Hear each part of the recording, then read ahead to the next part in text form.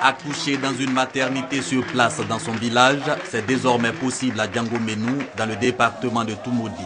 Ces deux bébés en constituent d'ailleurs le témoignage.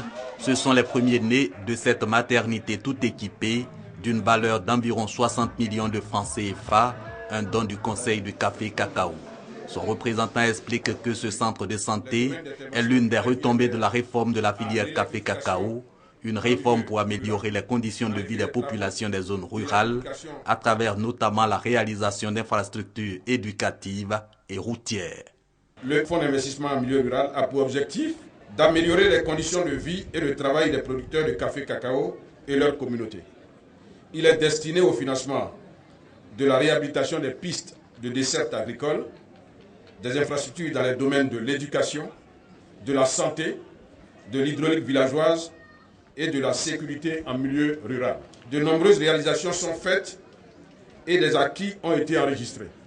L'on peut noter que plus de 8000 km de pistes agricoles ont été entretenues, environ 90 classes primaires ont été construites et équipées, avec près de 100 logements pour les enseignants. Nous prenons l'engagement de faire davantage. Nous espérons que vous allez continuer à produire le café et le cacao selon les bonnes pratiques agricoles. Pour les populations de Diangoménou, cette maternité vient combler un besoin longtemps exprimé. Avec elle, le ministre d'État Aoussou Jano, président du Conseil régional du Bélier, pour dire la reconnaissance des bénéficiaires aux donateurs, le Conseil du café cacao.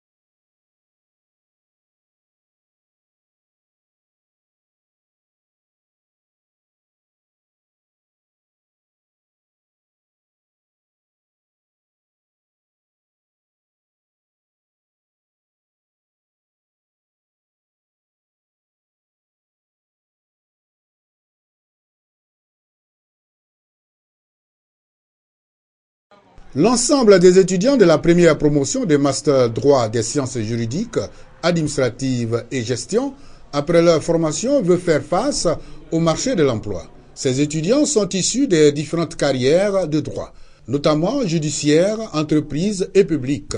Pour ce faire, ils viennent de mettre en place une organisation. Objectif: créer un cadre d'échange et de rencontres pour faciliter leur réinsertion dans la vie active en développant des relations avec les chefs d'entreprise et des éminents juristes.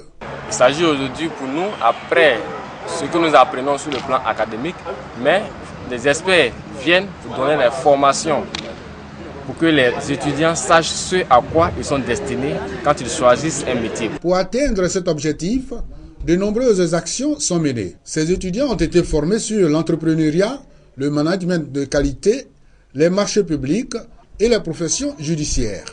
Une conférence sur le thème « La masse estudiantine face au manque d'emploi » a été prononcée par Dr Nyoleba. Le juriste a donné les techniques nécessaires à ses étudiants pour pouvoir convaincre les chefs d'entreprise. Le conférencier a aussi invité les étudiants à se tourner vers l'auto-emploi. La première promotion des masters droit veut aussi créer la cohésion entre les étudiants.